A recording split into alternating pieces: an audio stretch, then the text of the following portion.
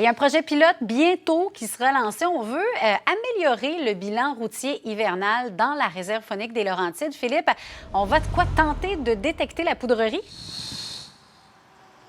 Oui, voilà, je vous parle de l'hiver ce matin, malgré ce magnifique soleil ici à Saguenay. C'est justement pour augmenter la sécurité routière, donc dans la réserve faunique des Laurentides. C'est que le ministère des Transports qui prévoit mettre en place un projet pilote qui permettrait de détecter donc la poudrerie sur la route 175. C'est le journal Le Quotidien qui a révélé que la MTQ travaillait donc sur cette technologie de détection en temps réel qui utilise l'intelligence artificielle. Le projet qui pourrait être mis en place dès l'hiver, mais seulement sur une partie de la route 175, donc au sud de l'étape entre Québec et Saguenay, sur une dizaine de kilomètres environ.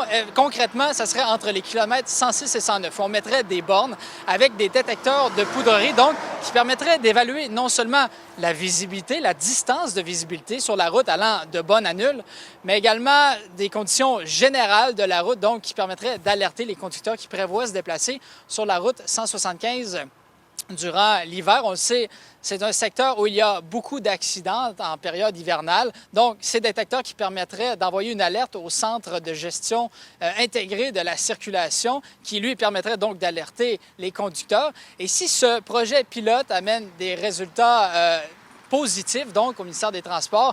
Le projet qui pourrait être également envoyé à un autre endroit au Saguenay-Lac-Saint-Jean, dans le secteur de Saint-Bruno, un autre endroit où il y a beaucoup de poudrerie, beaucoup de rafales de vent en hiver, où on doit souvent fermer la route. Donc, ça permettrait d'augmenter non seulement la sécurité ici sur la route 175 dans la réserve faunique des Laurentides, mais également ailleurs, un peu partout au Saguenay-Lac-Saint-Jean, des endroits où il y a de grosses rafales de vent et donc des problèmes de poudrerie en hiver.